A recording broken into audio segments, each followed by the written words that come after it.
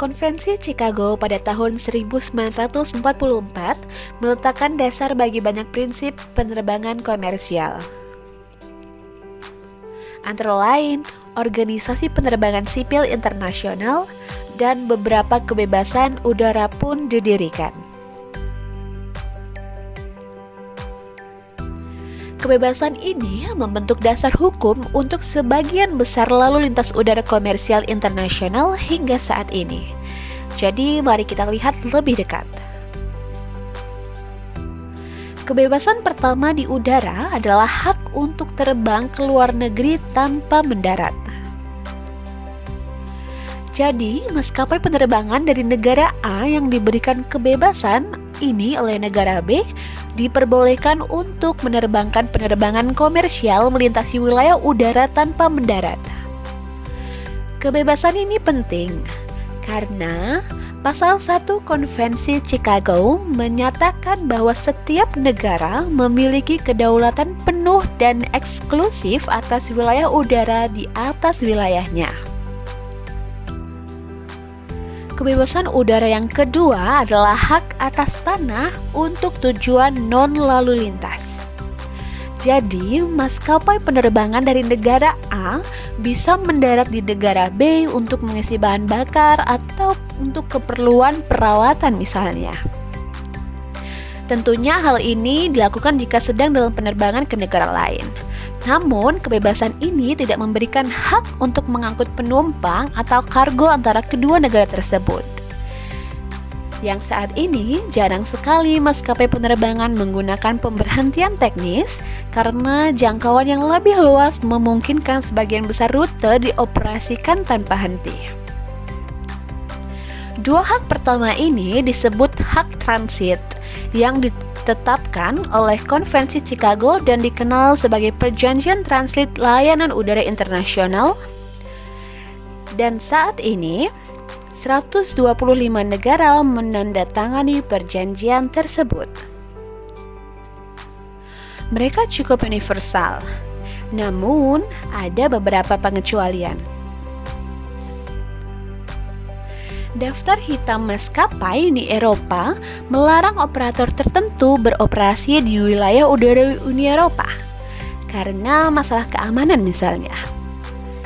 Selain itu, negara-negara diizinkan untuk membebankan biaya untuk layanan mereka dan penerbangan di wilayah mereka. Kebebasan udara ketiga adalah hak istimewa untuk mengangkut lalu lintas komersial dari negara sendiri ke negara lain. Jadi, maskapai penerbangan dari negara A diberikan hak untuk mengangkut penumpang dan barang dari negaranya ke negara B. Kebebasan udara yang keempat adalah kebalikannya, hak untuk terbang dari negara lain ke negaranya sendiri. Sedangkan kebebasan udara yang kelima adalah hak untuk terbang antara dua negara asing dengan penerbangan yang berasal atau berakhir di negara sendiri.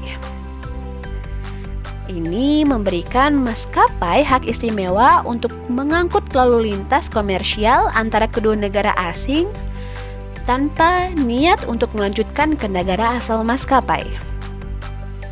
Jadi, maskapai penerbangan dari negara A dalam penerbangan dari negaranya sendiri melalui ke negara B dan ke negara C juga dapat menjual tiket untuk mengangkut penumpang antara negara B dan C. Hanya 5 kebebasan ini yang diakui secara resmi oleh ICAO, karena ini adalah bagian dari perjanjian internasional. Ya, perjanjian 5 kebebasan. Namun, berikut ini masih merupakan kebebasan yang diberikan beberapa maskapai penerbangan oleh beberapa negara, sehingga ICAO menyebutnya sebagai kebebasan yang disebut. Yes, kebebasan udara yang keenam adalah hak untuk terbang dari suatu negara lain sementara berhenti di negara sendiri untuk alasan non-teknis. Jadi, sebuah maskapai penerbangan dari negara B mengoperasikan penerbangan dari negara A ke negara C sambil singgah di negara asalnya. Ada juga kebebasan keenam yang dimodifikasi yang hampir sama, tetapi itu adalah maskapai penerbangan yang terbang dari negara A ke bagian negara A dengan berhenti di negara asalnya. Kebebasan ketujuh adalah hak untuk terbang antara dua negara asing. Jika maskapai terbang dari negara A yang diberikan hak ini diperbolehkan untuk menerbangkan penumpang dan kargo antara negara B dan negara C. 8. Kebebasan udara adalah hak untuk terbang di dalam negara asing pada penerbangan yang dimulai atau berakhir di negara sendiri. Jadi, maskapai penerbangan dari negara A menerbangkan penerbangan dari negara mereka sendiri ke bandara di negara B dan kemudian melanjutkan perjalanan ke bandara lain di negara B. Kebebasan ini memberikan hak istimewa untuk juga mengangkut lalu lintas komersial antara dua bandara asing. Hal ini juga dikenal sebagai Kobetek berturut-turut. Selanjutnya, kebebasan ke-9 dan terakhir adalah hak untuk menerbangkan penerbangan berjadwal komersial di negara asing. Jadi, maskapai penerbangan dari negara A menerbangkan penerbangan domestik di negara B. Ini juga dikenal sebagai stand-alone cabotage. Penting untuk dicatat bahwa sementara beberapa kebebasan cukup universal, antara lain sangat jarang dan hanya benar-benar diberikan di pasar penerbangan tunggal seperti di Uni Eropa.